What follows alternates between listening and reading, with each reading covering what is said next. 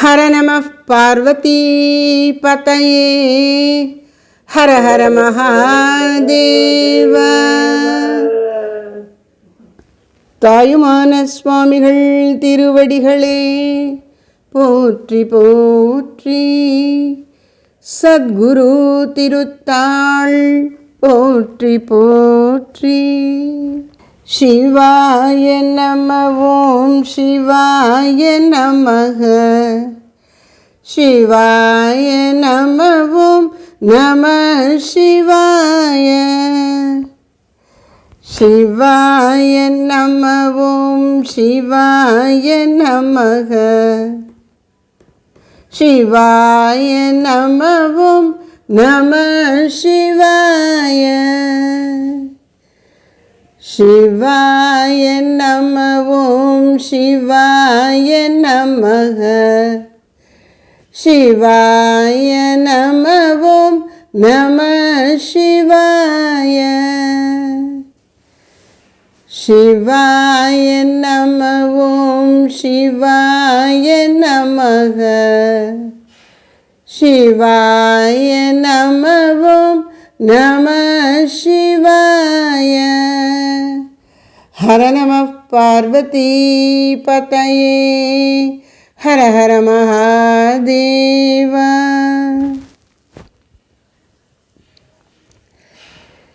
அன்னையின் அருளாலே ஸ்ரீ தாயுமான சுவாமிகளின் உடல் பொய் உறவு என்ற தலைப்பின் கீழ் உள்ள பாடல்களுக்கான விளக்கங்கள் அளிக்கப்படுகிற இந்த சத்சங்கத்திலே அன்பர்கள் தாய்மார்கள் அனைவரையும் இணைய வழி தொடர்பு கொள்வதிலே மிகுந்த மகிழ்ச்சி அடைகின்றேன்.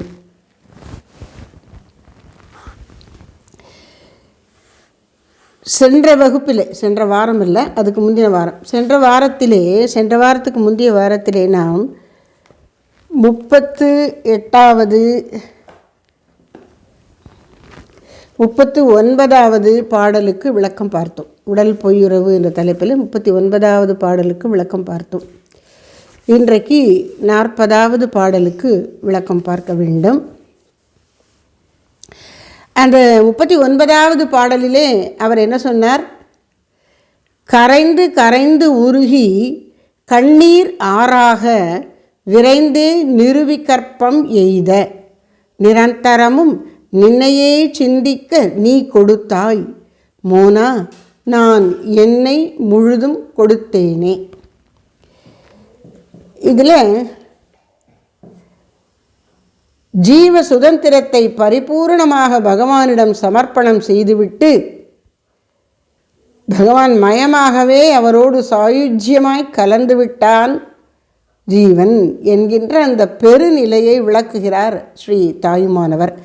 நிறுவிக்கற்பம் எய்த நீ அருள் புரிந்தாய். அப்படி எனக்கு உன்னையே கொடுத்த உனக்கு உன்னிடம் என்னை நான் கொடுப்பதில் ஒன்றும் பெரிதில்லை. அதனால் இறைவா, என்னை நான் மகிழ்ந்து உனக்கு கொடுத்தேன், அதன் விளைவாக உன்னை பெற்றேன் என்று சொன்னார். இதில் இந்த நிறுவிக்கற்பம் என்பது இந்த 39 பாடல்கள், இதுவரையிலும் நாம் பார்த்துள்ள 39 பாடல்களிலே 6 பாடல்களில் சிறப்பாக வெளிப்படையாக நிறுவிக்கற்பம் என்ற வார்த்தையே வரும்படி குறிக்கப்பட்டிருக்கின்றது. அந்த 6 பாடல்களையும் நினைவுபடுத்தி நிறுவிக்கற்ப சமாதி என்றால் என்ன, அதை இவ்வளவு அடிக்கடி எதற்கு தாய்மானவர் குறிப்பிடுகின்றார் என்பதை நாம் சிறிது சிந்தித்துவிட்டு அதன் பிறகு 40வது பாடலுக்கு செல்லலாம் என்று நினைக்கின்றேன். நிர்விகற்ப சமாதி. இப்போ சமாதி அப்படின்னா என்ன? பொதுவாக பக்தி மார்க்கத்தில் சமாதி கோயில் கட்டுறது அப்படின்னா, ஒரு மகான் இறந்துட்டார்னா அவருக்கு ஜீவ சமாதி கட்டுவது அப்படின்னா அவருடைய சரீரத்தை பள்ளிப்படுத்திய இடத்துல அங்கே ஒரு கோயிலை எழுப்பி விடுவது, அதுதான் சமாதி என்று பல பேர் நினைத்து கொண்டிருக்கின்றார்கள். அது ஒரு வகையான சமாதி.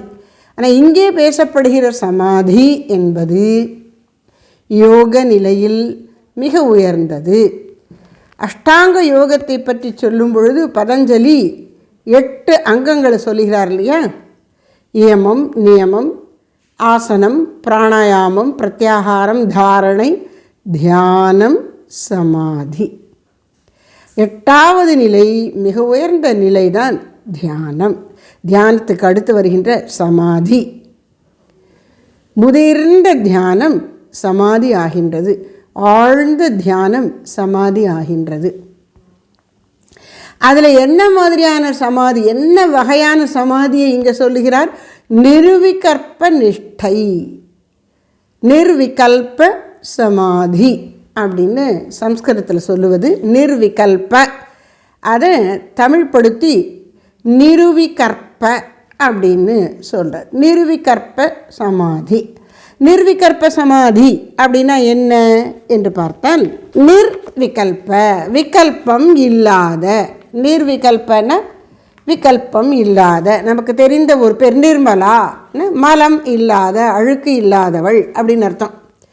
இறைவன் நிர்மலன், நின்மலன், தமிழில் நின்மலன் அப்படின்னா அழுக்கேது மற்றவன், தூயவன்.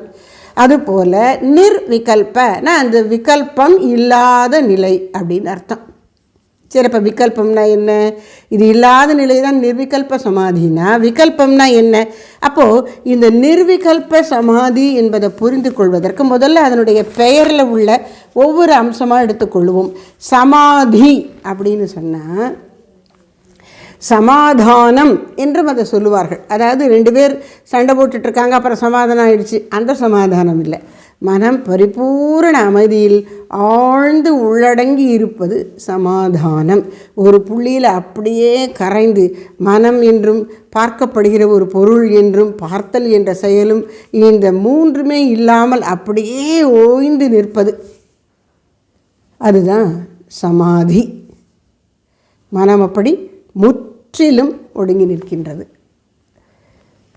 அந்த சமாதி நிலையில் 2 உண்டு. சவிகல்ப சமாதி, நிர்விகல்ப சமாதி. சவிகல்ப சமாதி என்று சொன்னால் விகல்பம் சிறிது எஞ்சி இருக்கின்றது. சரி, அப்போ விகல்பம்னா என்னன்னா, கல்பம்னா என்ன? முதல்ல கல்பம்னா கற்பனை செய்யப்படுவது அப்படின்னு அர்த்தம். இருப்பதில்லை, இருப்பதை ஒன்றை அடிப்படையாக வைத்துக்கொண்டு ஒன்றை நினைப்பது, உருவாக்குவது, எண்ணத்தின் மூலம் உருவாக்குவது, அதான் கற்பித்தல்ங்கிறது. கற்பனை செய்தல், கற்பித்தல். நான் ஒன்று சொல்கிறேன், நீயா அதுக்கு வேறு வேறு அர்த்தமெல்லாம் கற்பிக்காத அப்படின்னு சொல்கிறீங்க, அதை கற்பித்தல்.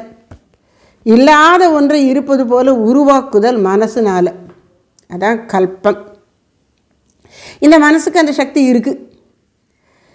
ஒன்றும் இல்லாட்டாலும் என்னத்தையாவது அது நினச்சிட்டு கிடக்கும். ஒன்றும் முடிஞ்சதை பழச நினைக்கும், இல்லை வரப்போகிறத பற்றி கற்பனை பண்ணும்.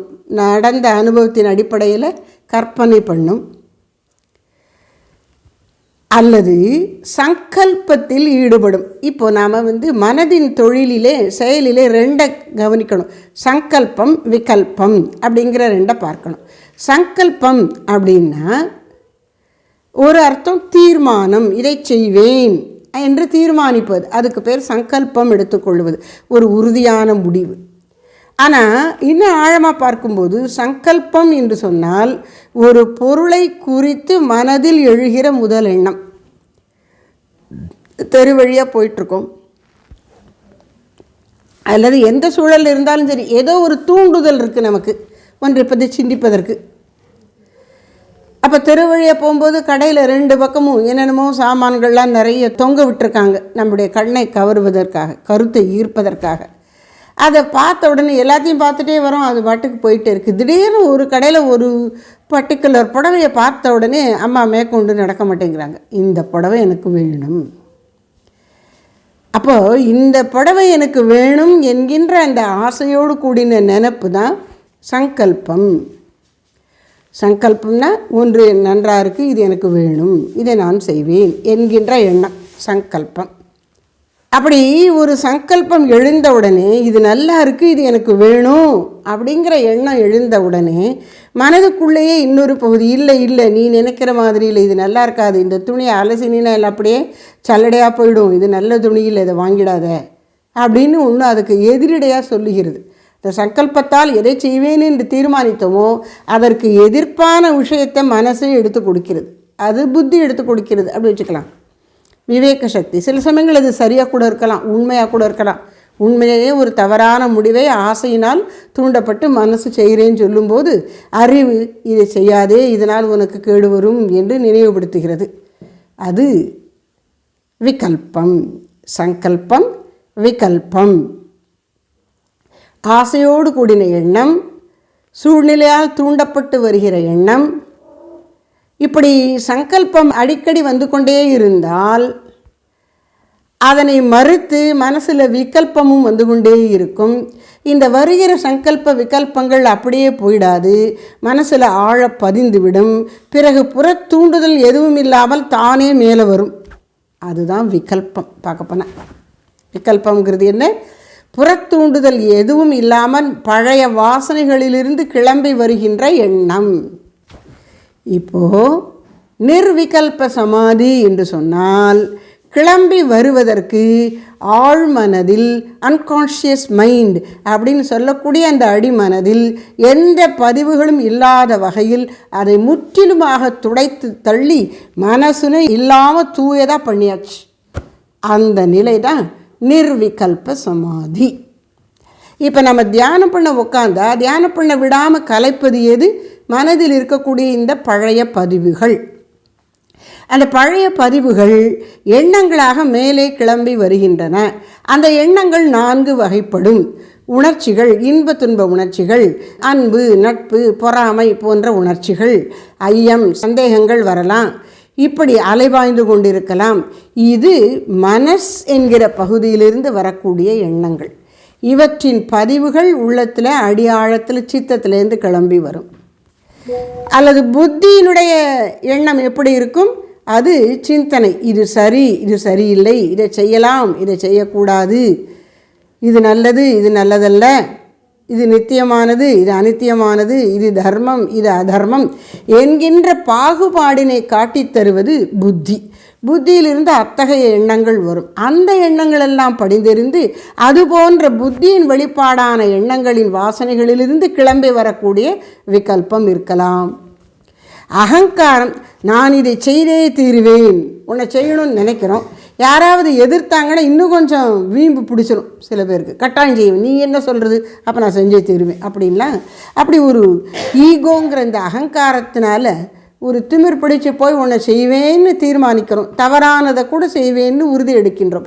இப்படி ஒரு செயலை செய்வேன் என்று எடுத்த உறுதியானது மனசில் பதிந்து அந்த எண்ணம் நான் செய்வேன், நான் செய்வேன் என்கின்ற அந்த எண்ணம் மேலே வரலாம்.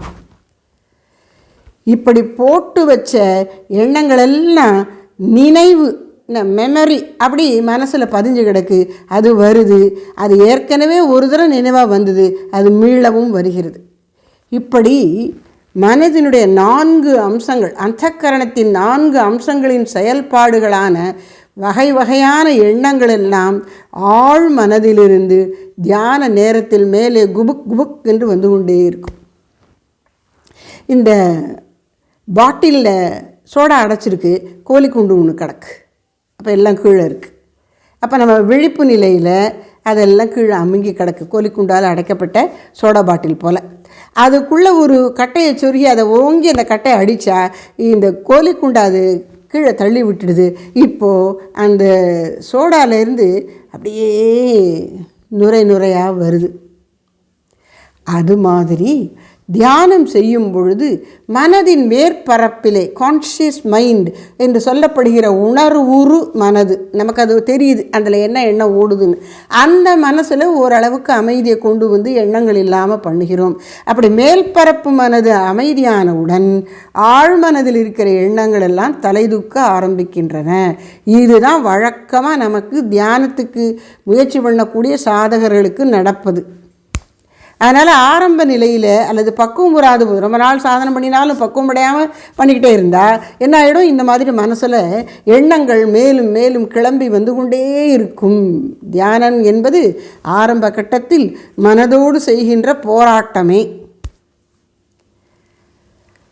பக்குவம் வரும் பொழுது உள்ளத்தில் வைராக்கியம் வந்தால் அப்படி மனது புறப்பொருட்களை என்ன கண் முதலான இந்திரியங்களை நாம் அடக்கி கட்டுக்குள் வைத்திருந்தாலும் மனது அந்த பழைய இந்திரிய விஷயங்களை எண்ணி அலைகிறதே, அந்த அலைச்சல் அலைபாய்தல் விக்ஷேபம் இருந்து கொண்டே இருக்கும்.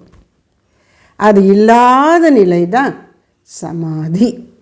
அப்படி விக்ஷேபம் என்கின்ற அலைபாய்தல் சிறிதும் இல்லாத நிலையிலே இந்த நிர்விகல்ப சமாதியை பற்றி சொல்லும் பொழுது நம்முடைய சுவாமி சித்பானந்த மகாராஜ் டிசம்பர் மாதம் 30ஆம் தேதிக்குள்ள தினசரி தியானத்தில் சொல்லியிருக்கார். என்ன? மனக்கொதிப்பு அடங்கினால் இறைவா உனக்கும் எனக்கும் உள்ள தொடர்பு உள்ளபடி விளங்கிவிடும். இப்போது மனக்கொதிப்பு அடங்கலைன்னா நமக்கு அது தெரியாது. என்ன தெரியாது? இறைவனுக்கும் நமக்கும் உள்ள தொடர்பு. காற்று அடிக்கும் பொழுது தடாகத்தின் மேல் பரப்பு மேடு பள்ளம் உடையதாகிவிடும். மேடு பள்ளம்னால ஏற்ற இறக்கங்கள். அது தண்ணி தான், மண் மாதிரி மேடு பள்ளங்கிற அர்த்தம் இல்லை. தண்ணியிலே ஒரு அலையாக ஏற்ற இறக்கம் வந்து விடுகிறது. அதில் சந்திரனது பிம்பம் உள்ளபடி தென்படுவதில்லை. இது ஒரு உதாரணம். தேங்கிய தடாகத்தில் சந்திர பிம்பம் சந்திரன் போன்றது. இது இன்னொரு, அந்த உதாரணத்தில் இன்னொரு பகுதியை விளக்குகிறார். அலை பாய்ந்து கொண்டிருக்கும் போது தான் பிம்பம் சரியாக தெரியாது. பிம்பமும் அப்படியே அசைந்தாடும். அந்த சந்திரனின் பிரதிபிம்பமும் அசைந்தாடும். அமைதியாக தடாகம் நீர்ப்பரப்பு அப்படியே ஏதோ பாய் விரிச்ச மாதிரி அப்படியே அமைதியாக கிடக்கு அப்படின்னு சொன்னால் அது ரொம்ப அரிது. அப்படி இருந்தால் என்னாகும்? தேங்கிய தடாகத்தில் சந்திரனின் பிம்பம் சந்திரன் போலவே இருக்கும். இதுக்கு இந்த உதாரணம் அப்படின்னா, தேங்கிய தடாகத்தை போல தேங்கிய மனது பக்குவமடைந்து, அதாவது உலக ஆசைகளை குறைத்து கொண்டு வைராகியம் எழப்பெற்று தியானம் செய்யக்கூடியவனுக்கு மனது ஓரளவு பெருமளவு அடங்குகிறது. வைராகியத்தினுடைய விகிதாச்சாரத்திற்கு ஏற்ப இவனுடைய மன அடக்கமும் உள்ள கொதிப்பு நீங்கி உள்ளம் தியானத்தில் ஒன்றுபடுதலும் நடக்கும். 10% தான் வைராகியம் இருக்குன்னா அமைதியும் அந்த அளவுக்கு தான் இருக்கும். 70% வைராகியம் வந்துருச்சு அப்படின்னா அதற்கேற்ற அளவு மனசு ஆழ அமைதியாக இருக்கும். 100% வந்துட்டுனா நிர்விகல்ப சமாதி. அதனால் என்ன சொல்கிறார்? தேங்கிய மனதில் பிரகாசிக்கும் ஜீவாத்மன் பரமாத்மா போன்றது. எதுக்கு இவ்வளவு கஷ்டப்பட்டு மனசை அடக்க எண்ணங்களை ஓய பண்ண முயற்சி பண்ணணும் அப்படின்னு சொன்னால், எப்படி தேங்கிய தடாகத்தில் சந்திரனின் பிம்பம் சந்திரன் போலவே இருக்குமோ அதுபோல தேங்கிய மனதில் ஆத்மா தன்னை உள்ளது உள்ளபடி காட்டும். ஆனால் இந்த தேங்கிய மனசு என்று சொல்லும் பொழுதே மனசு இருக்குது, அது தூயதாகவும் அடங்கியதாகவும் இருக்கிறது. அது கூட இல்லாமல் பண்ணிட்டா என்னாகும்? அடுத்து சொல்கிறார், மனதற்ற நிலையில் ஜீவாத்மாவும் பரமாத்மாவும் ஒன்றே. எதுக்கு இந்த நிலையெல்லாம்? ஒன்று மனசு அலைபாய்ந்து கொண்டு இருக்கிற நிலை, ரெண்டாவது அலைப்பாயாமல் அடங்கி ஓய்ந்து அமைதியாக இருக்கின்ற நிலை, மூன்றாவது மனதே இல்லாத நிலை. இப்போது மனம் அற்றிருப்பது நிர்விகற்ப சமாதி. அப்போ நிர்விகற்ப சமாதிங்கிறது என்ன? மனம் என்ற ஒன்றை இல்லாமல் போய்விடுவது. அப்போ அப்படியெல்லாம் போக முடியுமா அப்படின்னா, அதெல்லாம் தான் இந்த பாட்டில் சொல்ல போகிறார் தாய்மானவர். மனம் என்பது முற்றிலும் தூய்மை அடைந்து அகமுகப்படும் பொழுது மனம் என்கிற தன்மையை இழந்து ஆத்மாவில் கலந்து கரைந்து விடும். அதுதான் மனது அற்ற நிலை. மனதற்ற நிலையில் நான் வேறு, ஜீவனாகிய நான் வேறு, பரமனாகிய நீ வேறு என்கின்ற வேற்றுமை உணர்வும் அற்றுவிடும். அதுதான் மனதற்ற நிலை. அதுதான் நிர்விகல்ப சமாதி. இப்போ நிர்விகல்ப சமாதி, மனம் அற்று இருத்தல் நிர்விகல்ப சமாதின்னு சொல்லும்போது அதனுடைய தன்மைகள் எப்படி இருக்கும் அப்படின்னு பெரியவர்கள் எல்லாரும் திரும்ப திரும்ப சொல்கிறாங்க. ஏன்னா ஆத்ம சாதனத்தினுடைய லட்சியம், குறி, முடிந்த நிலை அதுதான்.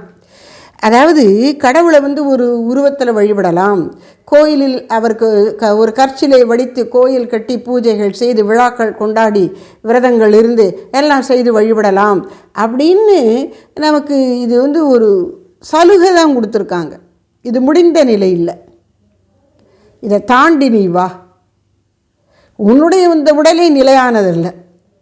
தூங்கும்போது இந்த உடம்பு எங்கே போச்சு? அப்போது கனவற்ற ஆழ்ந்த உறக்கத்தில் இந்த உடல் இருப்பதே உனக்கு தெரிவதில்லை. அப்புறம் வேறு எது தெரியும்? அதனால் இந்த வழிபாட்டு முறைகளெல்லாம் ஒரு ஆரம்ப சாதகர்களுக்கு கொடுத்ததுப்பா. உண்மை என்னன்னா, நீ முடிவாக அடைய வேண்டியது நிர்விகல்ப நிலை அப்படின்னு பெரியவங்க சொல்கிறாங்க. அதான் மோட்சம். மோட்சத்திற்கு இன்னொரு பெயர் என்ன? நிர்விகல்ப சமாதி, மனமற்றிருத்தல். அப்போது உலகமும் இல்லாது போய்விடும், ஆத்மா ஒன்றே உணரப்படும். அது நிர்விகல்ப நிலை. இந்த நிர்விகல்ப நிலையை பற்றி சுவாமி சித்பவானந்த மகாராஜ் இந்த தினசரி தியானத்தில் சொல்லியிருக்கிறதோடு கூட ஒரு 2 நிகழ்ச்சிகள். ஒன்று, இது எப்படி இருக்கும்? மனசு இல்லைன்னா எப்படி இருக்கும்? ரொம்ப கஷ்டமாக இருக்குமோ? மனசே இல்லாமல் போயிட்டு அப்புறம் எப்படி நாம் எப்படி இருக்கிறது? நம்மளே இல்லாமல் போயிடுவோமோ அப்படிலாம் நமக்கு தோன்றலாம். ஏன்னா நம்ம மனசோடையே நம்மளை ஐக்கியப்படுத்தி கொண்டு இந்த மனசு தான் நாம் அப்படின்னு நினைக்கிறோம். பல பேர் இந்த உடம்பு நான் இல்லைங்கிறத கூட புரிஞ்சுப்பாங்க. இந்த மனசு நான் இல்லைங்கிறது ஏற்றுக்கிறது ரொம்ப கஷ்டமாக இருக்கும். அதனால் இந்த மனதற்ற நிலைன்னு சொன்ன உடனே இது என்னது, இது மனதற்ற நிலைன்னு அப்போ நான் செத்து போயிட்டேனா, என்ன ஆறுது அப்படிலாம் நமக்கு தோன்றலாம். அதனால் அது எப்படி இருக்கும்? ஒரு தடவை சத்சங்கத்தில் கேட்டேன் சுவாமிஜிட்ட, நிர்விகல்ப சமாதியில் அதெல்லாம் எப்படி இருக்கும் சாமி அப்படின்னு. உடனே சாமி பேரானந்தமாக இருக்கும் அப்படின்னு இப்படி கண்ணை விரித்து கொண்டு சொன்னார்கள். பேரானந்தமாக இருக்கும். அதாவது அந்த பலகாரம் நான் சாப்பிட்ருக்கேன், ரொம்ப திதிப்பாக இருக்கும், நீ சாப்பிடு அப்படின்னு நம்மளை சொல்கிற மாதிரி இருந்தது. சுவாமிஜி சொன்னது பேரானந்தமாக இருக்கும். இன்னொரு விளக்கமும் சொன்னார்கள். நிர்விகல்ப சமாதியில் ஒரு அதாவது முதல்ல நிர்விகல்ப சமாதினா எப்படி இருக்கும் சாமின்னு கேட்டேன். உடனே சாமி அதையெல்லாம் எப்படி வார்த்தையில் சொல்லுவது அப்படின்னாங்க முதல்ல. அப்புறம் பேரானந்தமாக இருக்கும் அப்படின்னாங்க. அப்புறம் கணநேரமும் கல்பகாலமும் ஒன்று போல தோன்றும். கல்பகாலம்னா என்ன?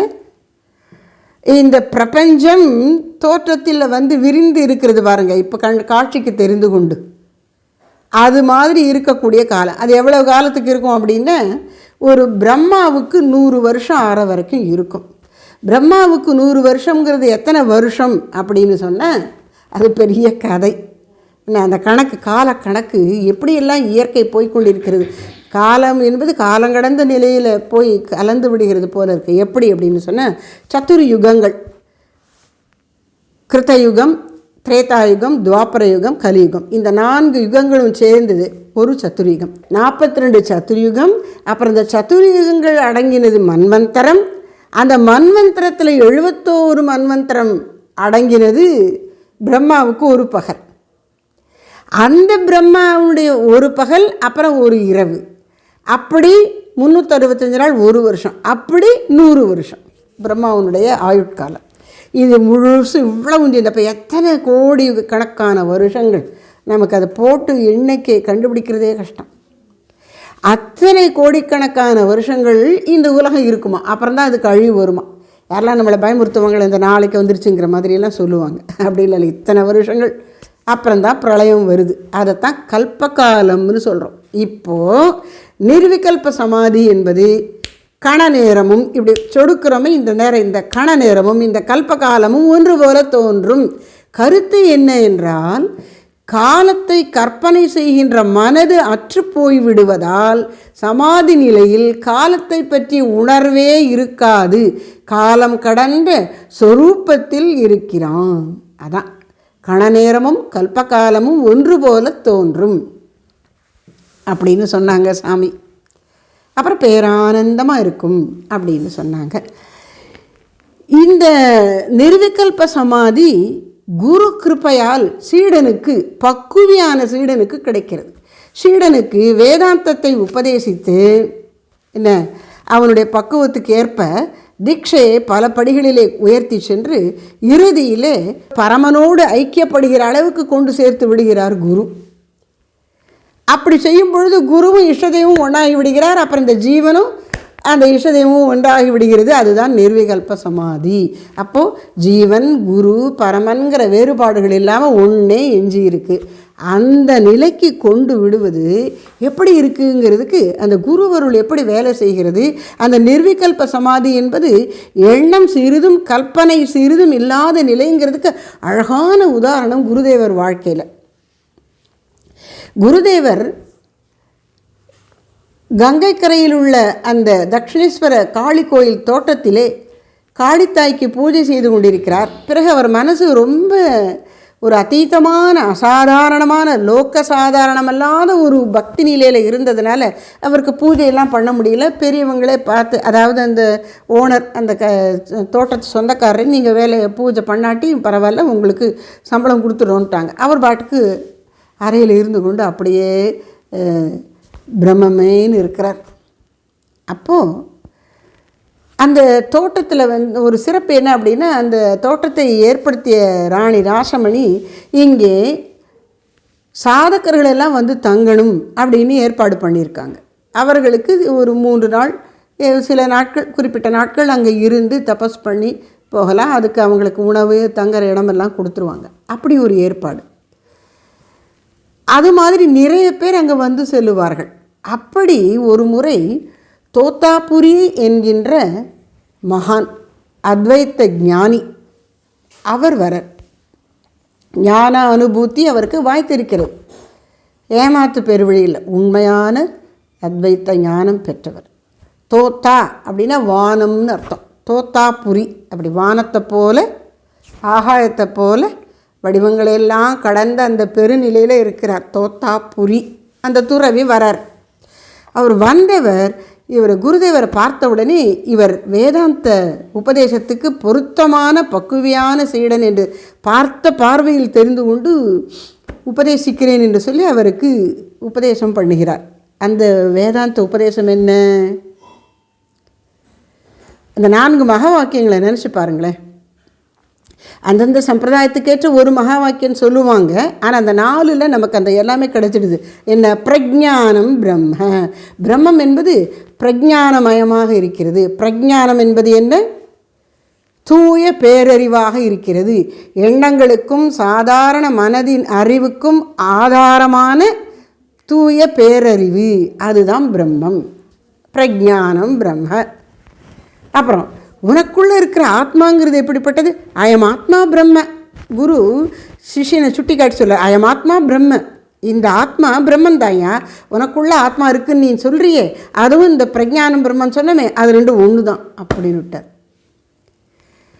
இந்த ஆத்மாங்கிறது பிரம்மம், பிரம்மங்கிறது பிரஜானமயம் அப்படின்னு சொன்னவர் இன்னும் ஸ்பஷ்டமாக சொல்கிறார். தத்து துவம் அசி. அந்த பிரஜானமயான பிரம்மமாகவே நீ இருக்கின்றாய் என்று ஒரே போடுறார். குரு சீடனுக்கு உபதேசிக்கிறார்.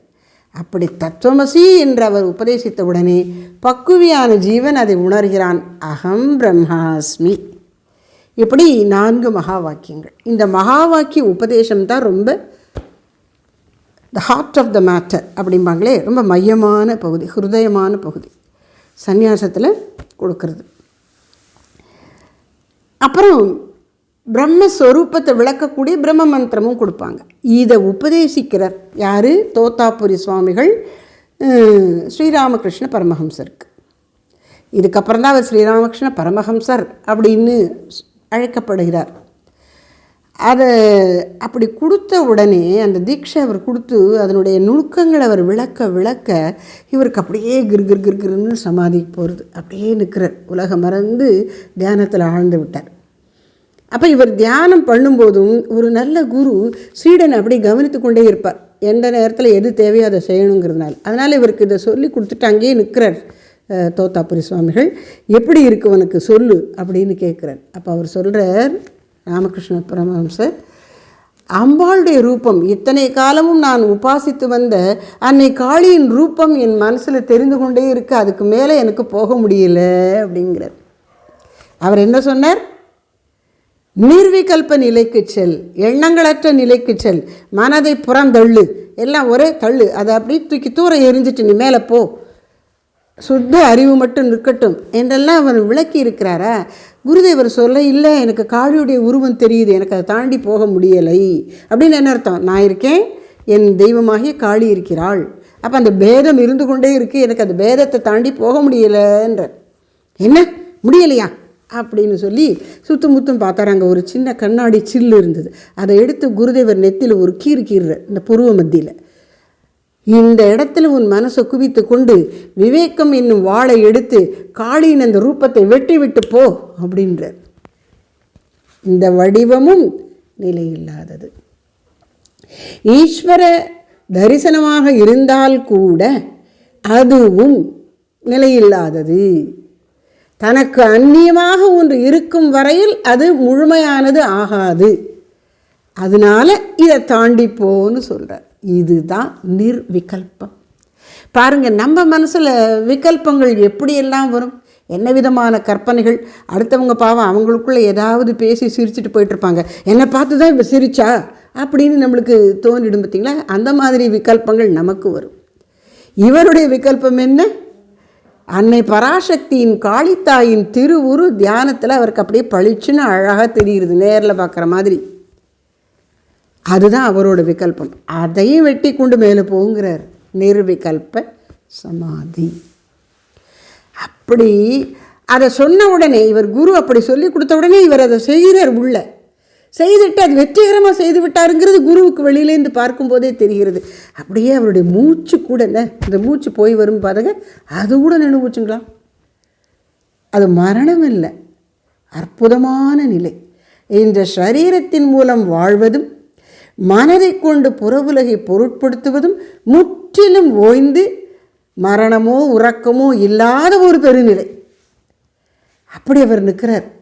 யார்? ஸ்ரீராமகிருஷ்ண பரமஹம்சர். இதை பார்த்த உடனே அவருக்கு புரிந்து விட்டது. சீடன் என்ன, தாய் 8 அடி வாஞ்சா குட்டி 16 அடி பாயுங்கிற மாதிரி குருவுக்கு மிஞ்சின சீடனா ஒரே நாளில் பிடிச்சிட்டார் நிர்விகல்ப சமாதியை. இது நல்லா இருக்குது, இப்படி செய்யட்டும், யாரும் வந்து தொந்தரவுப்படுத்தக்கூடாதுன்னு சொல்லி அந்த சின்ன அறையில் தான் இவர் இந்த உபதேசம் பண்ணியிருக்கிறார். அந்த அறையினுடைய கதவை சாத்தி கொண்டு வெளியிலேயே இவர் சுற்றி சுற்றி வந்துட்டுருக்கார். யாராவது உள்ளே போய் அவருக்கு தொந்தரவு கொடுத்துடக்கூடாதுன்னு அங்கேயே காவக்காக்கிற மாதிரி நிற்கிறார். 1 நாளாச்சு, 2 நாளாச்சு, 3 நாளாச்சு, இவர் எந்திரிச்சு வரதாவே காணும். என்னடா அது? நான் நர்மதை நதிக்கரையில் 40 ஆண்டுகள் கடுந்தவம் செய்து பெற்ற நிர்விகல்ப சமாதியை இவர் உடனே பெற்றுவிட்டார். அதிலேருந்து கலைஞ்சு வர்ற மாதிரியும் தெரியலையே அப்படின்னு இவர் அப்பப்போ கதவை திறந்து பார்க்குறார். அவர் வரவே மாட்டேங்கிறார். 6 மாதம் அந்த நிலையில் இருந்தார். அதுக்கப்புறம் அந்த சமாதி கலைந்து வரார். அப்புறம் அப்படியே நிகழ்ச்சிகளெல்லாம் போகிறது. எதுக்கு சொல்ல வரேன்? இந்த நிர்விகல்ப சமாதி, அந்த நிர்விகல்ப சமாதி நிலையில் மூச்சு ஓடுறது கூட இல்லை. ஆனால் முகத்தில் ஒரு பூரண எழில் இருக்குமா, அழகு. செத்து போயிட்டா அதை ஒரு களை ஒரு மாதிரி இருக்குது. அந்த களையெல்லாம் போய் அந்த உடம்பு சவக்களை தானே இருக்கும். இவர்கள் இந்த நிர்விகல்ப சமாதியில் இருப்பவர்கள் பூரண எழிலோடு திகழ்வார்களாம். அப்படி இருந்து தான் குருதேவர் முகம். அந்த ஒரு சாந்தமும் இனிமையும் உயிர் துடிப்பும் அப்படி இருக்கும் அதில். ஆனாலும் மூச்சு போகலை, அவ்வளோ தூரத்துக்கு அவர் இருந்தார். நிர்விகல்ப சமாதி. இந்த நிர்விகல்ப சமாதியை பற்றி ஸ்ரீ ரமண மகர்ஷிகள் சொல்லியிருக்கக்கூடிய சில வார்த்தைகளையும் நாம் இந்த இடத்துல சிந்தித்து பார்த்தோம்னா அப்புறம் தாய்மானவர் சொல்வதை பற்றி சிந்திப்பதற்கு அது உதவிகரமாக இருக்கும். ஸ்ரீ ரமணர் என்ன சொல்கிறார் அப்படின்னா, ஞானத்திற்கு தடையாக மனிதனுக்கு, சாதகனுக்கு 3 பிரதிபந்தங்கள் இருக்கின்றன. ஞானத்திற்கு தடையாக 3 பிரதிபந்தங்கள். பிரதிபந்தம்னா தடை தான், சம்ஸ்கிருத வார்த்தை. பந்தம்னா கட்டி போடுவது. அப்போ நம்மளால் செயல்பட முடியாது, கை காலை அசைக்க முடியாது, கட்டி போட்டுட்டா. அதுதான் பிரதிபந்தம் அப்படிங்கிறது. இது என்ன? இந்த கட்டு எங்கள் மனசுக்குள்ளே இருக்குது, அதான் பிரதிபந்தம். அது என்ன அப்படின்னா 3 விதமான பிரதிபந்தங்கள் நமக்கு தெரிஞ்சது தான். என்ன? அஜ்ஞானம், சந்தேகம், விபரீதம். இந்த 3 தான் பிரதிபந்தங்கள். அஜ்ஞானம் அப்படின்னா அறியாமை, சந்தேகம்னா ஐயம், விபரீதம்னா திரிபு. ஒரு சீடன் நன்றாக படித்து விஷயத்தை கற்றுக்கொண்டார் அப்படின்னா ஐயன் திரிபு அறக்கற்றார் அப்படின்னு சொல்லுவது தமிழில் ஒரு வழக்கம். சந்தேக விபரீதங்களெல்லாம் நீங்கும்படி பரிபூரண ஞானத்தோடு திகழ்ந்தார்னு அர்த்தம். இது என்ன அப்படின்னு பார்ப்போம். அஜ்ஞானம்னா என்ன? தன்னை அறியாமல் இருப்பது தான் அறியாமை. இங்கே அறியாமை என்று சொல்லுவது என்ன? ஞானிங்கிறீங்களே, அவங்களுக்கு இந்த லேட்டஸ்ட்டு கம்ப்யூட்டர்லாம் தெரியுமா அப்படின்னா, தெரியணும்னு நினச்சா ஒரு செகண்டில் தெரிஞ்சிடும், அது அடுத்த பாயிண்ட்டு. ஆனால் அது அவங்களுக்கு தெரியாட்டா குறையே கிடையாது. அவர்கள் தன்னை அறிந்து விட்டார்கள். பெரியவர்களுடைய கேள்வி எப்போது எப்படி இருந்தது? எதை அறிந்தால் எல்லாம் அறிந்ததாகுமோ அந்த ஒன்றை நான் தெரிந்து கொள்ளும்படி குருவே எனக்கு அருள் புரியுங்கள். அப்படி தான் சீடன் கேட்குறான். அப்போது தன்னை அறிந்தால் எல்லாம் அறிந்ததாகிறது, எல்லாம் தனக்குள்ளதான் என்ற நிலையிலே அந்த தன்னை அறியாது இருக்கும் நிலை தான் அஜ்ஞானம். அதுதான் முதல் தடை. இந்த அஜ்ஞானம் எப்போ போகும்? குரு உபதேசிக்கிறாள், தத் துவம் அசி, அதுவாகவே நீ இருக்கிறாய் என்று குரு உபதேசித்தவுடன் அதை பற்றி கொள்ளுகின்ற பக்குவியான விவேக வைராக்கியங்கள் நிரம்ப பெற்ற சீடனுக்கு அந்த அஜ்ஞானங்கிற தடையும் நீங்கி விடுகிறது. அஜ்ஞானங்கிற முதல் தடை நீங்கி விடுகிறது. அடுத்தது சந்தேகம். அவர் சொல்லிட்டு சரிப்பா, நீ இதை கொஞ்சம் நீயா நினச்சி பாரு, நான் அப்புறம் அடுத்த வகுப்புக்கு நீ கூப்பிடுவேன்னு சொல்லிட்டு குரு அவரை தனியாக அவர் அறையில் போய் உட்காந்து தியானம் பண்ணிட்டுருக்காருன்னு வச்சுப்போம். இப்போ குரு விட்டேந்து விலகி இருக்கிற இந்த சீடன் என்ன நினைக்க, என்னது அது நீங்கிறாரே, இது சாத்தியமா, நான் எப்படி கடவுளாக முடியும் அப்படின்னு இவருக்கு மனசுக்குள்ளே சந்தேகம் வருது. இது சரிதானா, இல்லை நான் சரியாக கேட்கலையா, குழம்பிட்டேனா, நான் உண்மையில் அதுவா, நான் அதுன்னு தான் அவர் சொன்னாரா, அது எப்படி இருக்க முடியும், இந்த உடம்பு இருக்கே, இந்த மனசு இருக்கே, இப்படியெல்லாம் மனசு சந்தேகங்களை கிளப்பும். அப்படி சந்தேகங்களை கிளப்பும் பொழுது நாம் என்ன செய்யணும்? அந்த இடத்துல ஸ்ரீ ரமண மகர்ஷிகள் சொல்கிறார், அஞ்ஞானம் அறவே அஞ்ஞானம் நீங்கிவிட்டால் நல்ல அகத்தெளிவு ஏற்படும் மட்டும் மீண்டும் மீண்டும் குருவினிடம் கேட்டு உணர வேண்டும். இதுவே ஸ்ரவணம். அஞ்ஞானம் என்கின்ற தடையை நீக்குவதற்கு அது ஒரு தரம் கேட்டவுடனே போயிடாது. ரொம்ப அதி உன்னத பக்குவிகளுக்கு ஒரு தரம் கேட்ட மாத்திரத்தில் அது சித்தித்து விடும். ஆனால் பெரும்பாலோருக்கு திரும்ப திரும்ப கேட்கணும், தெளிவு நன்கு வரும்படி, அறவே அஞ்ஞானம் நீங்கும்படி திரும்ப திரும்ப கேட்கணும் குருட்ட. அப்படி குரு உபதேசத்தை கேட்டு ஆத்மாவை பற்றிய விளக்கத்தை கேட்பது தான் ஸ்ரவணம். அதன் விளைவாக அஞ்ஞானம் அறியாமை நீங்கிவிடும். நான் உடலல்ல மனமல்ல ஆத்மா என்ற உறுதி ஏற்பட்டுவிடும். அப்புறம் இது உபதேசிக்கும் போது இது உறுதியாக இருக்கும். அப்புறம் இந்த பக்கம் வந்த உடனே கொஞ்சம் மனசில் சந்தேகங்கள் எல்லாம் மனசு கிளப்பும். அப்படிப்பட்ட சந்தேகங்கள் முற்றிலும் நீங்குவதற்கு குருவினிடம் கேட்ட பொருளை தனியே தன்னுள்ளேயே மீண்டும் மீண்டும் ஆய்ந்து ஆய்ந்து சலனமற்று தெளிய வேண்டும். இதுவே மனனம். பசு போய் நல்லா அப்படி புல்லை டக்கு டக்குன்னு அவசரமாக மேய்ஞ்சிடும். அந்த நேரத்துக்கு அது பசி அடைக்கிடும். அப்புறம் என்ன பண்ணும், அது ஒரு இடத்துல படுத்து கொண்டு அதனுடைய இறப்பையே அதுக்கேற்ற மாதிரி 4 கம்பார்ட்மெண்ட் இருக்குமா.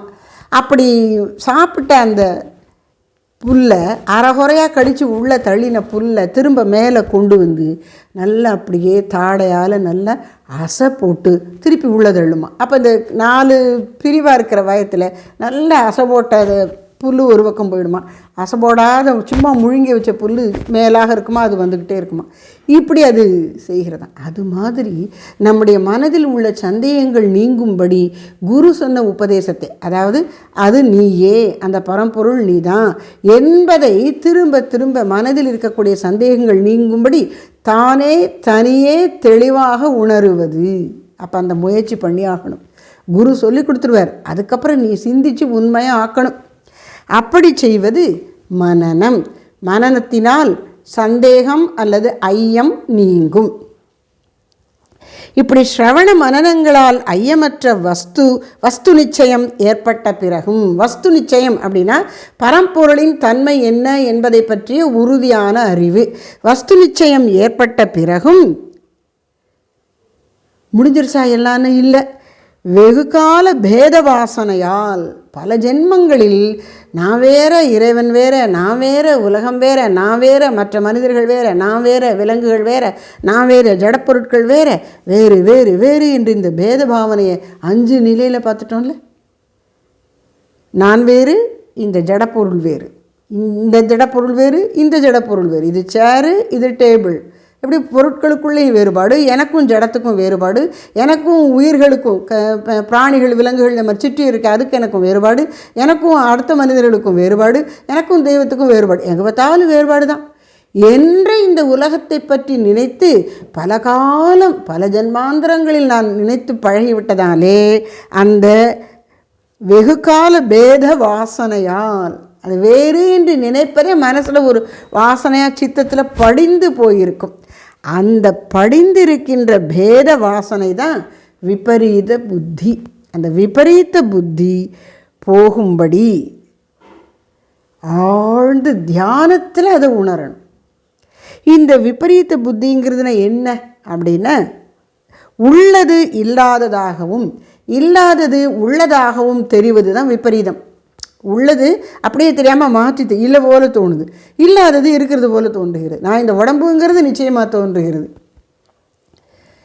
இந்த எண்ணங்கள் கூட இல்லாத தூய அறிவு நிலை என் உண்மைன்னு சொன்னால் அது எப்படி இருக்க முடியும்னா, இது உண்மையே சந்தேகிக்குது, இல்லாதது இருக்குன்னு நம்புகிறது. இதுதான் விபரீத புத்தி. இந்த விபரீத நிலையும் ஒரு வாசனையாக மனதில் இருந்து கொண்டே இருக்கும். இப்போ என்ன செய்யணும்னா, முடிவாய் தேர்ந்த தனது நிஜஸ்வரூபத்திலேயே நிலைத்து நிற்கும் நிதித்தியாசனத்தினாலேயே, நிதித்தியாசனம் என்பது ஆழ்ந்த தியானம், சமாதி, அந்த குரு உபதேசித்த உண்மையை, அந்த உண்மையை உணரும் பொருட்டு இந்த மனசை ஒதுக்கி உன்னுள் ஆழ்ந்து போவது, அந்த நிஷ்டையில் தான் உனக்கு உண்மை முடிந்த அனுபவமாக கிட்டும். இதுதான் இந்த நிதித்தியாசனம் ஆழ்ந்து போகும் பொழுது அது சமாதி சொல்கிறாங்க.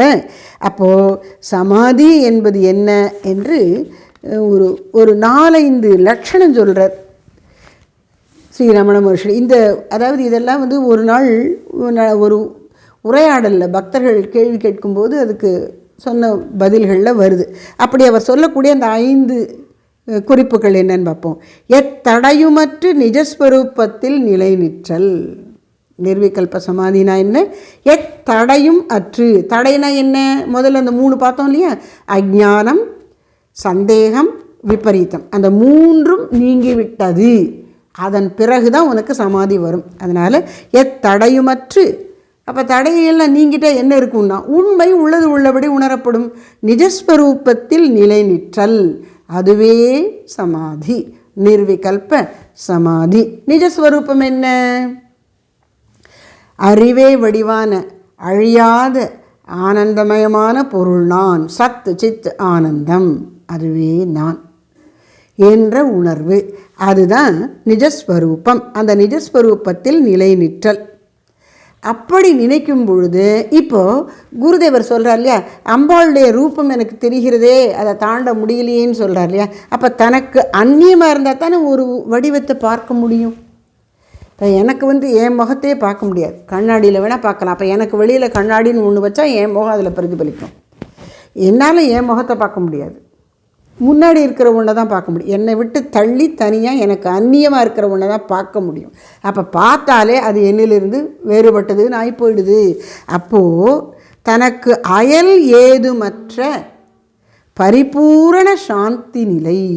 அப்போது இந்த உலகம்னு எனக்கு அந்நியமாக இருக்குது, அதில் உயிர்கள் எனக்கு அந்நியமாக இருக்கிறார்கள், இறைவனும் எனக்கு அந்நியமாக இருக்கிறார், இத்தனை எனக்கு வெளியில் இத்தனை இருக்குது என்று நினைக்கின்ற இந்த வேறுபாட்டு உணர்வே நீங்கிவிட்ட தனக்கு அயல் ஏதுமற்ற, சரி அது எப்படி இருக்கும்னா பரிபூரண சாந்தி நிலை, மோனம், சாந்தம். எப்படி எப்படி அந்த அமைதி வருகிறது அப்படின்னா, நினைப்பு பாவனை ஏதுமற்ற சுத்த பிரஜையாயிருப்பது. அந்த நிர்விகல்ப நிலையில் எப்படி இருக்குது அப்படின்னா, அஞ்ஞானம் போச்சு, சந்தேகம் போச்சு, விபரீதம் போச்சு, அப்படி இப்படின்லாம் சொல்கிறோம்ல, அது இன்னொரு கோணத்திலேருந்து சொல்கிறார். நினைப்பு பாவனை எண்ணம் கற்பனைகள் இல்லாத நிலை, நினைப்பு பாவனை ஏதுமற்று. அப்போ எந்த மிஞ்சி இருக்கும்? சுத்த பிரஜை, உணர்வு, கான்ஷியஸ்னஸ், சித் சைத்தன்யம், சின்மயம், அது மட்டும்தான் இருக்குது. அந்த அறிவு உணர்வு, அதாவது புறப்பொருளை அறியக்கூடிய அறிவு நமக்கு புத்தியில் இருக்குது. அதுக்கு ஆதாரமாக இருக்கக்கூடிய வாலறிவு, பேரறிவு, வெற்றறிவு, முற்றறிவு, அதுதான் அந்த பிரஜை.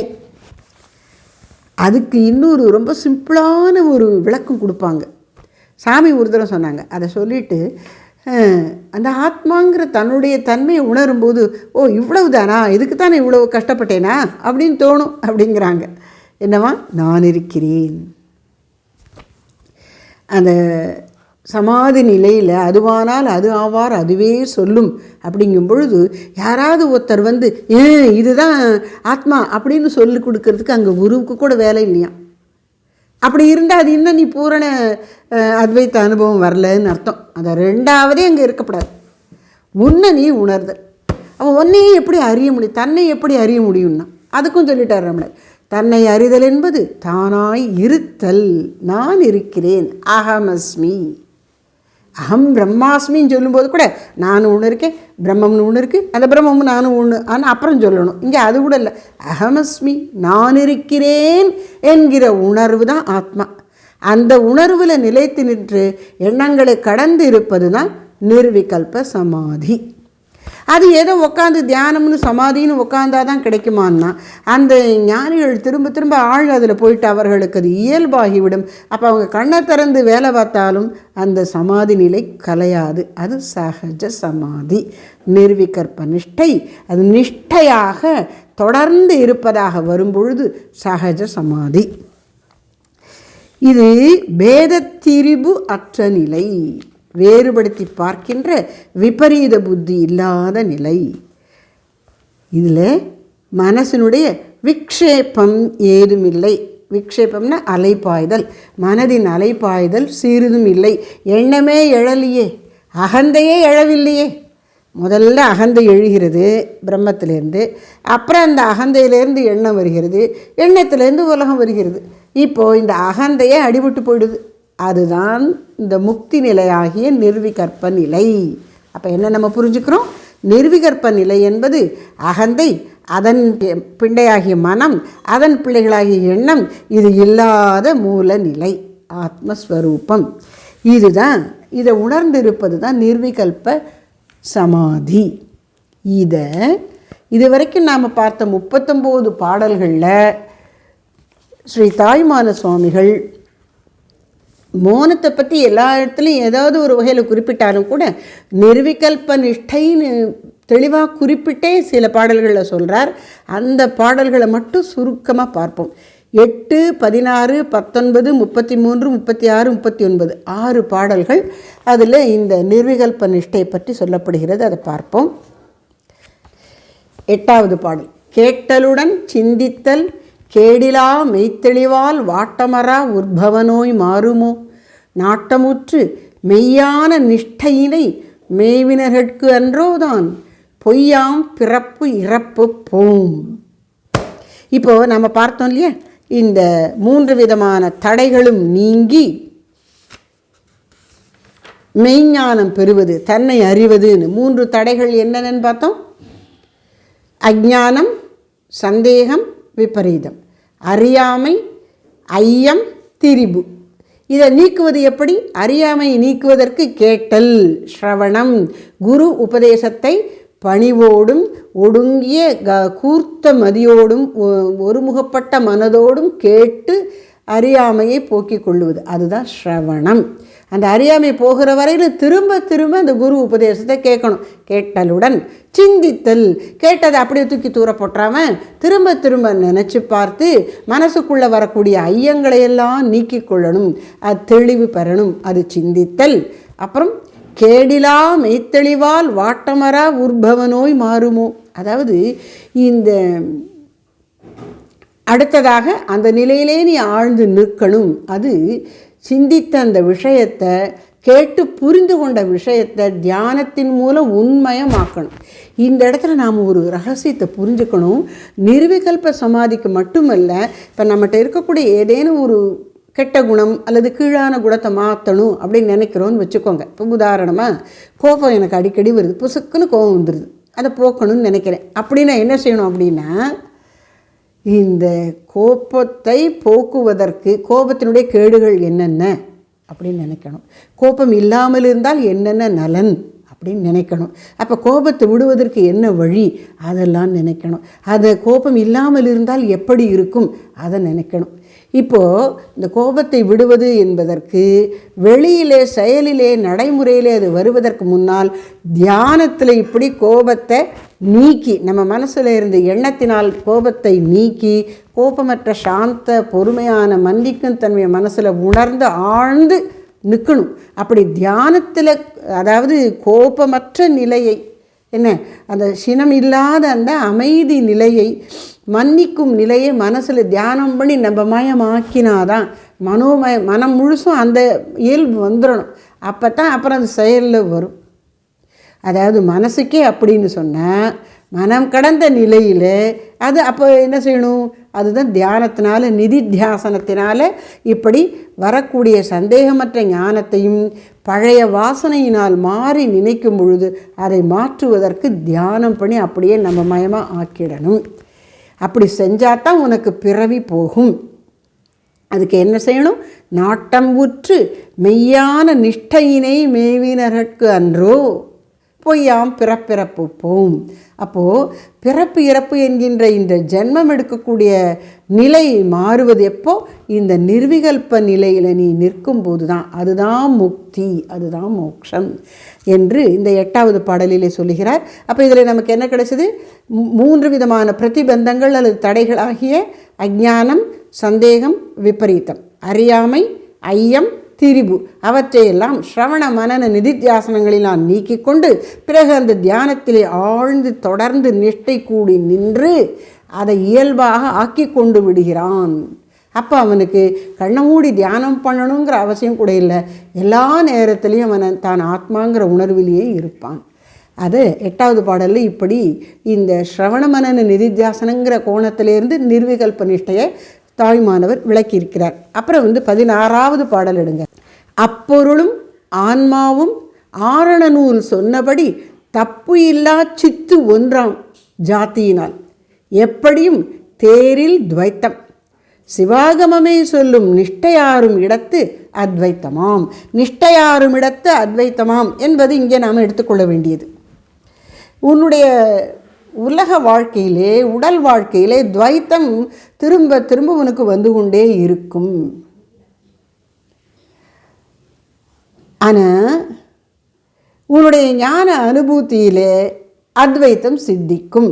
அப்படி அத்வைதம் சித்தித்த பிறகு உனக்கு இந்த உலக வாழ்க்கையில் அந்த அத்வைத்த இயல்பாக வரும். எப்படி வரும்? அப்போ ஒரு அத்வைத்த அனுபவம் பெற்ற ஞானிக்கு நாயும் பசுவும் ஒன்று போல் தெரியுமான்னா, நாய் நாயாகத்தான் தெரியும். அது சாக்கடையில் புரண்டு வந்திருந்தால் அழுக்காக இருக்குன்னு தெரியும். இது பசுன்னு தெரியும். ஆனாலும் நாய் பசு என்பதெல்லாம் வெளித்தோற்றம், சொரூபம் ஒன்று இருக்குது. நான் தான் இத்தனைங்கிற எண்ணத்தில் அவன் இருக்கிறதுனால நாயையும் பசுவையும் என்ன நாயை தின்னும் புலையனையும் அந்தணனையும் வேறுபாடாக பார்க்க மாட்டான்.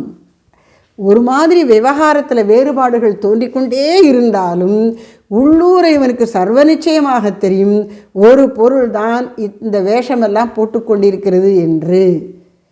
அப்படி அவன் நிஷ்டையாரும் இடத்து அத்வைத்தமாம். அதனை ஆழ்ந்து நிஷ்டையாக உண்மயமாக்கினாத்தான். சும்மா கேட்டு புரிஞ்சு சந்தேகமெல்லாம் போய் விபரீதமெல்லாம் நீங்கிடுச்சுன்னு சொன்னால் போகாது. ரொம்ப ஆழ்ந்து அது உனக்கு பெரும் நிஷ்டையாக. நிஷ்டை கூடுதல்னா ஒரு தரம் 2 தரம் தியானம் பண்ணி புரிஞ்சுட்டேன் பண்ணிட்டேன் அப்படின்னு நிற்கிறதில்ல. ஆழ்ந்து விடாது மேலும் மேலும் முயற்சி செய்து இந்த ஜீவனானவன் தன்னுடைய ஜீவத்துவத்தை சிவனிடம் சமர்ப்பித்து அது கலந்து கரைந்து சிவானந்தமே இஞ்சி நிற்கும். குருவருளால் சிவஞானம் இவனுக்கு, அதாவது பரபிரம்மம்னா என்னங்கிற ஞானம் குருவருளால் கிடைக்கிறது. அவன் தன் ஜீவத்துவத்தை ஜீவ சுதந்திரத்தை குருவின் திருவடியில் சமர்ப்பித்து விடுகிறான். அது ஒன்றுமில்லாது போய்விடுகிறது.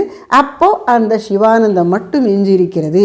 அதுதான் நிஷ்டையாரும் இடத்து அத்வைத்தம் என்று இங்கே இப்போ நிர்விகல்ப நிஷ்டையையும் அத்வைத்த நிலையையும் சுட்டி காட்டுகிறார். அதாவது ஒரே விஷயத்தை அவனுடைய பல அம்சங்களையும் ஒவ்வொரு இடத்துலையும் சொல்கிறார். அதுக்காக சொல்கிறேன். முதல்ல கேட்டல், சிந்தித்தல், தெளிதல்ங்கிற அந்த 3 சொன்னார், ஸ்ரவண மனன நிதித்தியாசனம். இப்போ அத்வைத்தம்ங்கிறத சொல்கிறார், நிர்விகல்ப நிஷ்டை. அப்புறம் 19 பாடல் 19ல் ஒன்றுமர நில் என்று உணர்த்திய நம் மோனகுரு. ஒன்றுமர நிற்றல் அப்படின்னா என்னென்னா மனசினுடைய செயல்கள் ஏதும் இல்லாது நில், அதான் அர்த்தம். ஒன்றுமர நில்னா என்ன அர்த்தம்?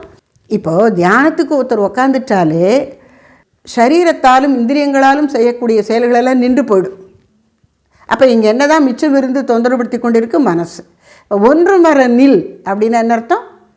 மனசை ஓயப்பண்ணு அப்படின்னு அர்த்தம். மனதையே கடந்து விடு. அதை இன்னும் பின்னாடி வரக்கூடிய பாடல்கள் எல்லாம் சொல்ல போகிறார். அந்த ஒன்றுமர நில் அப்படிங்கிறது தான் இங்கே சாராம்சமான வார்த்தை. அப்படி ஒன்றுமர நிற்கக்கூடிய ஞானியருக்குடைய இயல்பு எப்படி இருக்கும்?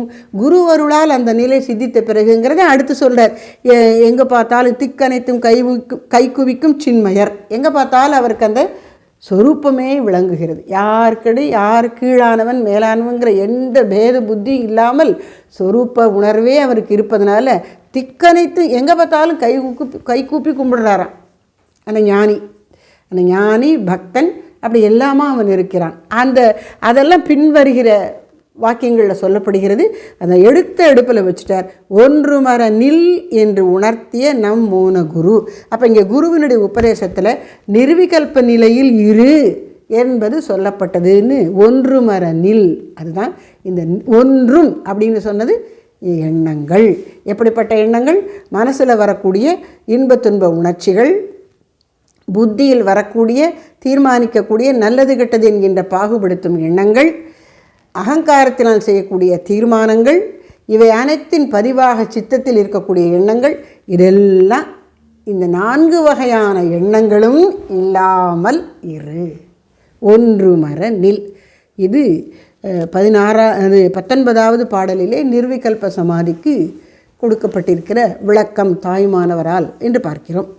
அப்புறம் 33வது பாடல். 33வது பாடலில் அறிவில் அறியாமையற்று அறிவாய் நின்று பிரிவர ஆனந்த மயம் பெற்று குறி அவிழ்ந்தால் அன்றைக்கு உடல் வேண்டேன். இந்த இடத்துல ரொம்ப அழகாக நிர்விகல்ப சமாதிக்கு ஒரு 3 அம்சங்களை சொல்லி நமக்கு புரிய வைக்கிறார். என்ன சொல்கிறார்? அறிவில் அறியாமை அற்று அறிவாய் நின்று. அதாவது இந்த மனசனுடைய எல்லைக்குள்ளே, மனசனுடைய சாம்ராஜ்யத்துக்குள்ளே இருக்கும்போது அறிவுன்னு ஒன்று இருக்குது, கூடவே அறியாமைன்னு ஒன்று வந்துடும். இது எனக்கு தெரியும்னு சொன்னால் இன்னொன்று தெரியாது. எனக்கு கர்நாடக சங்கீதம் தெரியும் அப்படின்னா வெஸ்டர்ன் கிளாசிக்கல் மியூசிக் தெரியாது. அதுவும் எனக்கு தெரியும் அப்படின்னா வேறு ஏதோ இன்னொன்று இருக்கும், ராக் மியூசிக், அது எனக்கு தெரியாது. ஏதோ ஒன்று தெரியும்னு சொன்னால் இன்னொன்று தெரியலைங்கிற மாதிரி இந்த உலகத்தில் எவ்வளவோ இருக்குது. அப்போ அறிவுங்கும் போது கூடவே அறியாமை வந்து கொண்டே இருக்குது. அப்படி அறிவில் அறியாமை, அறிவும் அறியாமையுமாகி இந்த வேறுபாடுகள் அற்று இது மனசு இருக்கிற வரைக்கும் அப்படி இருக்கும். ஆனால் மனசுக்கும் ஆதாரமான அறிவு நிலையாக ஆத்மஸ்வரூபத்தில் நிற்கணும். அதனால் அறிவாய் நின்று. இது எத்தனை நாளைக்கு இருக்கும்? அப்புறம் முடிஞ்சு போயிடுமாண்ணா? இல்லை, பிரிவு வர ஆனந்தமயம் பெற்று. எதுக்கு இப்படி கஷ்டப்பட்டு மனசே வேண்டான்னு எண்ணங்களெல்லாம் விரட்டி துரத்தி அடிக்கணும்னா? ஆனந்தமாக அப்போ தான் இருப்ப. நினப்பு தான் குழப்ப கெடுக்குதுன்னு சொல்கிற மாதிரி எண்ணம்தான் உன் நிம்மதியை கெடுக்கிறது. அதனால் இந்த நீ எண்ணமே ஓய பண்ணிட்டீன்னா நீ ஆனந்தமாக இருப்பாய். பிரிவர ஆனந்தமயம் பெற்று. இது 2வது. முதல்ல இந்த இருமைகள், துவந்துவங்கள், ஒன்றுக்கொன்று மாறான அறிவு அறியாமை போன்ற அந்த இருமைகளெல்லாம் நீங்கி அறிவு சுரூபமாக சின்மயமாக சின்மாத்திரமாக இருத்தல். 2வது பிரிவர ஆனந்தமயம் பெறுதல். அது ஆனந்தமாக இருக்கும், தலைவலி இல்லை, ஆனந்தமாக இருக்கும். அப்புறம் கூறி அவிழ்ந்தால் அதுக்கு நீ என்ன செய்யணும்? மனசனுடைய இந்த எண்ணங்களெல்லாம் ஓயணும். அவ்வளோதான் விஷயம். அது எண்ணங்கள் என்னன்னு பார்த்துட்டோம். மனசனுடைய 4 மனம், புத்தி, சித்தம், அகங்காரம், இந்த 4னுடைய செயல்பாடுகளும் ஓய்தல் தான் குறி அவிழ்தல். அப்படி எண்ணங்களெல்லாம் ஓய்ந்த நிலையில் அறிவு அறியாமை என்கின்ற இருமைகள் நீங்கி அறிவுமயமாக இருந்து அந்த அறிவே ஆனந்தமாக இருந்து, ஆனந்தம்னா என்ன, நிறைவு, வேறு ஏதாவது எனக்கு ஒன்று வேணும் அப்படிங்கிற ஒரு ஏக்கமே இல்லாத பூரண நிறைவு நிலை அப்படின்னு ரொம்ப அழகாக இந்த 33வது பாடலிலே நிர்விகல்ப சமாதியின் தன்மையை சொல்கிறார். அப்புறம் 36லையும் சொல்கிறார், அவ்வளோ ஒரு நிலை வர்ற வரைக்கும் எனக்கு இந்த உடம்பு வேணும் அப்படின்னு கொண்டு வரார். அந்த 33வது பாட்டில். 36லையும் ஏதுக்கு உடல் சுமை கொண்டு ஏன் இருந்தேன் ஐயனே, ஆதிக்கம் மோனம் அருள் தாயே. அதாவது எல்லாவற்றிலும் மேலோங்கி நின்று மோனம் ஞானம் அதுதான் என்னை காப்பாற்ற முடியும். அதை நீ எனக்கு அருளுகிறாய். ஆதிக்கம் மோனம் அதை அருளக்கூடிய தாய் போன்ற குருநாதா, ஜோதியாம் மன்ன நீ ஒளி வடிவினன், அறிவு வடிவினன். ஒளின்ற உடனே எதை ஏற்றி வச்ச தீபத்தை கற்பனை பண்ண வேண்டாம். இங்கே ஒளி என்பது அறிவு, தன்னை உணருகின்ற பிரஜை நிலை. ஜோதியாம் மன்ன நிர்விகல்ப ஆனந்த நிஷ்டையிலே. அப்போ நிர்விகல்பம்னு சொல்லும் பொழுதே அவர் ஆனந்தத்தையும் சொல்லிகிட்டே இருக்கார் பாருங்க. அப்போ நிர்விகல்பம் அதுதான் சாமி சொன்னாங்க இல்லையா, எப்படி இருக்கும் நிர்விகல்ப சமாதின்னு கேட்டேன். பேரானந்தமாக இருக்கும் அப்படின்னாங்க. இந்த ஸ்வீட்டு நான் சாப்பிட்ருக்கேன், நீ சாப்பிட்டு பாரு அப்படிங்கிற மாதிரி பேரானந்தமாக இருக்கும் அப்படின்னு சொல்கிறாங்க. அப்போது ஆனந்தத்தை சேர்த்தே சொல்கிறார். நிர்விகல்ப ஆனந்த நிஷ்டையிலே பின்னமர நில்லாத பின்னம் அற வேறுபாடு இல்லாமல்.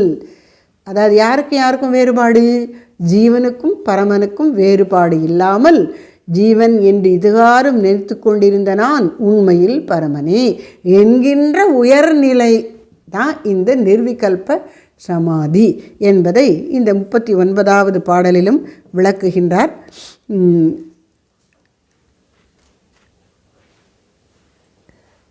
இல்லை 36 பார்த்துருக்கோம், இனி 39 பார்க்கணும்.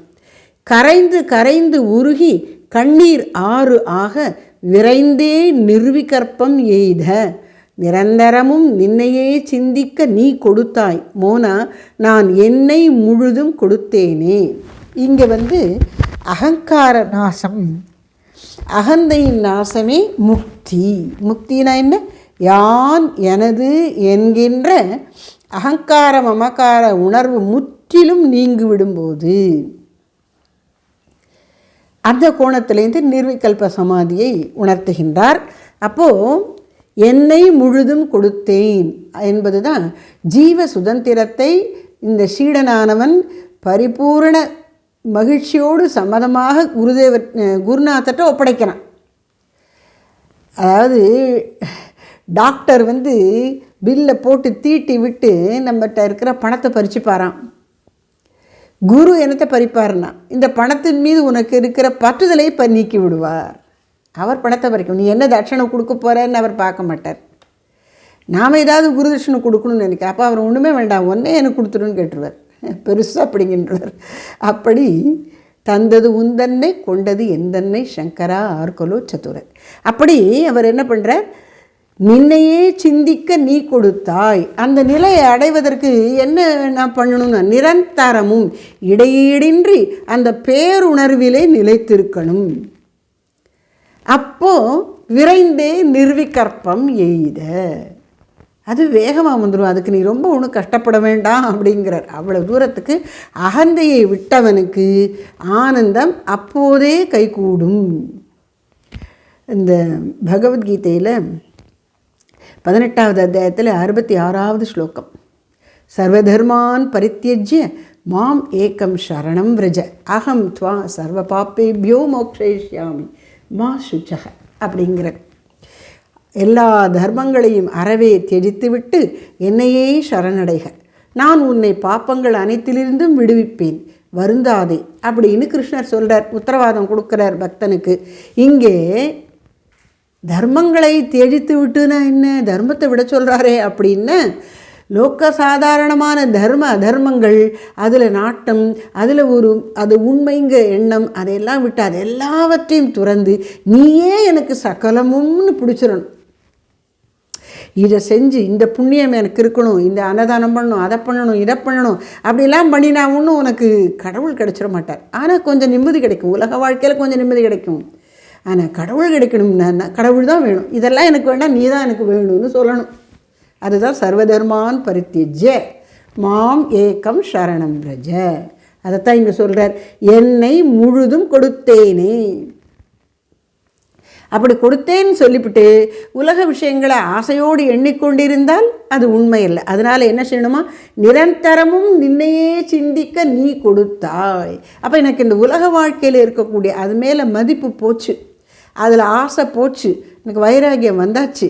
அதனால் நான் அதை நினைக்காம உன்னையே உணர்ந்து கொண்டிருக்கிறேன், பிரிவர உணர்ந்து கொண்டிருக்கின்றேன் என்று இந்த 39வது பாடலிலே நிர்விகல்பம் எப்பொழுது நிர்விகல்ப நிலை, அதாவது மோட்சம் என்பது இந்த நிர்விகல்ப நிலை தான். இது வந்தால் தான் நாம் நிம்மதியாக இருக்கலாம். அது வரைக்கும் நமக்கு இன்னும் மறுபிறவி வருவதற்கு வாய்ப்பு இருக்கின்றது என்று நிர்விகல்ப சமாதி என்கின்ற பெருநிலையை, மனம் அற்ற நிலையை, மனம் கடந்த நிலையை அடுத்த பாடலில் நாம் இப்போ பார்க்க போகிறோம். அதுக்கு இன்றைக்கி எடுக்கிறதுக்கு நேரம் இல்லை, அடுத்த வகுப்பில் அதை பார்க்கலாம். அதுலேயும் திரும்ப சொல்ல போகிறார், நீ இறந்த எய்ப்பிலே ஆனந்தமே. மனமே, நீ இறந்த இடத்தில், நீ செத்து போனால் தான் எனக்கு நல்லதுங்கிறார். என்ன செத்து போகிறதுன்னா, சாவு இல்லை, நீ உன் உண்மையான இயல்பான அழிவில்லாத ஆத்மாவாக ஆகிவிடு, நீனு தனியாக இல்லாமல் ஆத்மாவில் கலந்து விடு என்கின்ற அந்த நிலையில்தான் ஆனந்தம் என்று 40வது ஸ்லோகத்திலும் சொல்லப் போகிறார். அதை அன்னையினருடால் அடுத்த வகுப்பில் பார்ப்போம். ஹர நம பார்வதி பதயே ஹர ஹர மகாதேவா. தாயுமான சுவாமிகள் திருவடிகளே போற்றி போற்றி. சத்குரு திருத்தாள் போற்றி போற்றி.